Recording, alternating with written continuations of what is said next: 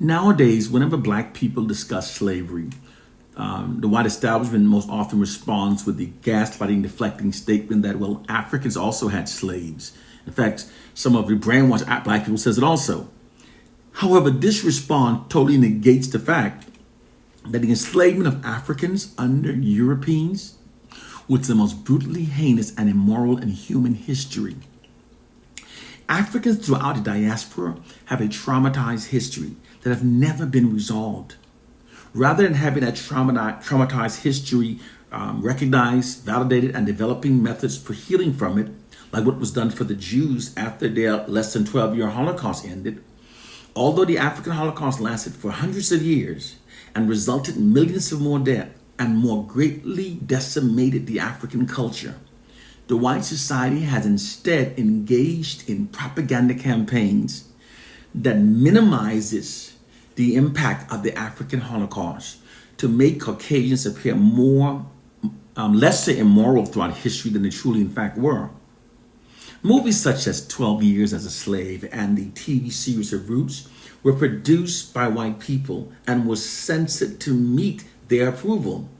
Therefore, most black people don't know the extent of how badly the conditions our ancestors really endured. The enslavement of our ancestors under European was the worst in history. Here's a story to give you an understanding.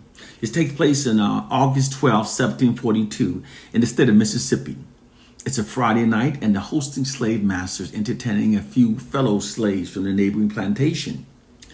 As they continued to drink, the hosting slave master started telling the guests about his favorite negress when he wanted sex, his favorite negress. The three male guests grew intrigued, and they all asked to see her and to perhaps have a turn at her. The hosting enslavers agreed and escorted the three men to the back of his main house to the shack where the woman lived, the enslaved woman lived. When they arrived at the shack, they kicked in her door and entered. They found the female they were looking for. She lived in that shack with her husband and their two daughters. When the men entered the shack and saw the husband, they instructed the husband to get out. The husband, being conditioned from years and years of abuse, complied. He jumped up and without even putting his clothes on, he ran outside. Now, the men started raping his wife. The man outside, the enslaved black man outside, hearing his wife screaming, he tries to cover up his ears to block out her screams as the four men raped her. The white men repeatedly raped and sodomized his wife as their fearful daughters tearfully looked on screaming. The husband tried to block out the sounds of his wife's screams by placing his hands over his ears, but to no avail. The rape session seemed to have gone on for several hours. As the temperatures outside dropped, the husband started to become cold and started to shiver. But the discomfort he felt from the damp morning dew and as the temperature dropped paled in comparison to the pain he felt in his heart as he listened to his wife and daughter screaming from inside as the four men took turn raping his wife. When the men finished raping his wife, they marched out of the doorway laughing and drunk and telling the husband as they walked over him near the doorway that he was certainly a lucky nigger to have such a wife. The black man was forced to smile and nod and agreed. He then returned inside feeling totally emasculated while smelling the stench of drunken sex and finding his wife and children in tears.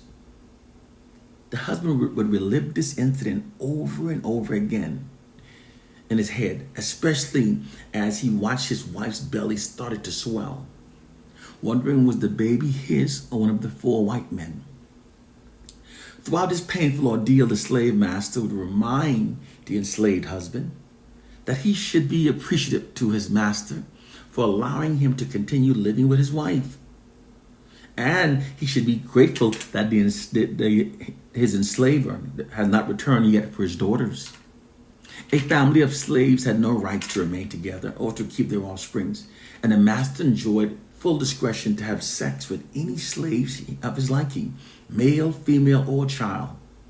Marriage and family arrangements among the slaves were entirely at the discretion of the master. The white enslavers raped any slave that he desired, regardless of their sex, gender. He even had sex with his own mulatto daughters, his mulatto children, boys and girls. During slavery in the U.S., the life of the African slave was wrought with constant brutality and degradation. The white enslavers were both cruel and barbarous. They seldom, if ever, governed their slaves by moral influence, but by whipping, kicking, beating, starving, branding, castrating, loading irons, and sometimes they would imprison them into dark rooms for hours. They often boast of having invented some new mode or way of torturing by which they could tame their slaves. Many white enslavers whipped their African slaves until they were too tired to continue, until their backs of their slaves were gore saturated of blood. Sometimes after they whipped some slaves, they were locked in this dark room and deprived of food in order to increase their torment. Some of these slaves died of their wounds and starvation. When the torturing stopped working, they would then threaten to kill loved ones of the slaves. This threat often ended the slaves' rebellious spirit. The white enslavers also castrated enslaved African men as a form of punishment, and they mutilated the genitals of black females for genealogical research, both without providing anesthesia. They claimed that black people could endure greater levels of pain. During slavery in the U.S., the white enslavers often chained down and raped enslaved black men on a Saturday night, and then on Sunday mornings, forced those raped black men to attend Christian religious services. The brutal raping practice was called buck breaking, and the Christian religion conditioned them to forgive their white enslavers for all their evil deeds. It made the enslaved Africans more docile. In spite of these historical facts, millions of black people now fiercely defend Christianity and ridiculously insist that it's truly of God. To believe that this is how the true religion of God, of an infallible God, would be introduced to a people is ridiculously absurd. This introduction and the noted fact that the Bible strongly condones slavery totally disqualifies it from being truly of God.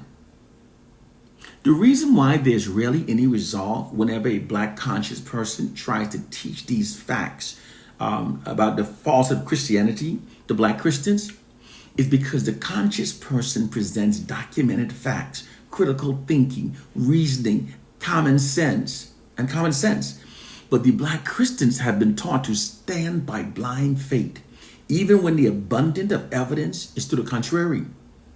This sounds very admirable, but it actually imprisons the mind. This abandonment of intelligent critical thinking skills in exchange for blind faith is why it can be very difficult to convince black Christians about the fallacies within their religion, even when presenting them with facts, historical evidence. This is also why most will argue vehemently defending their religion, but rarely will they ever research any of the evidence you present before them. That's the contrary of their religion.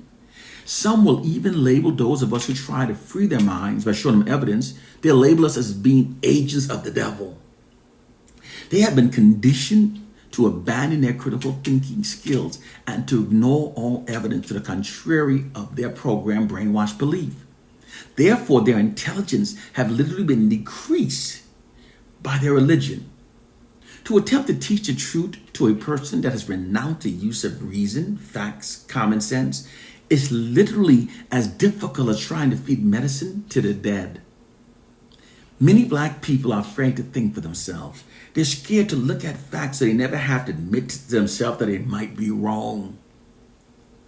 And many will fight against anyone that presents facts that are contrary to their Christian religion, irrespective of how their religion was originally brutally imposed upon our ancestors.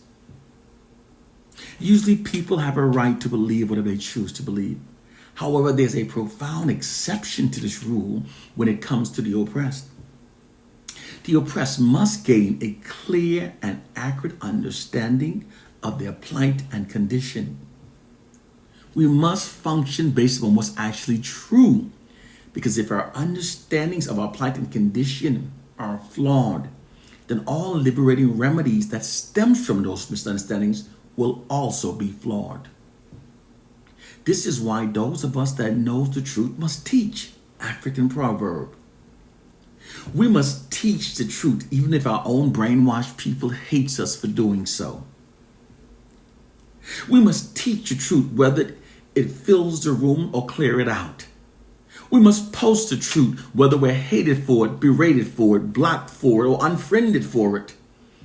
We must teach the truth regardless of who it offends, because we're called to awaken the sleeping sheep, not to entertain the blind and lost goats. One love and peace, my awakened brothers and sisters.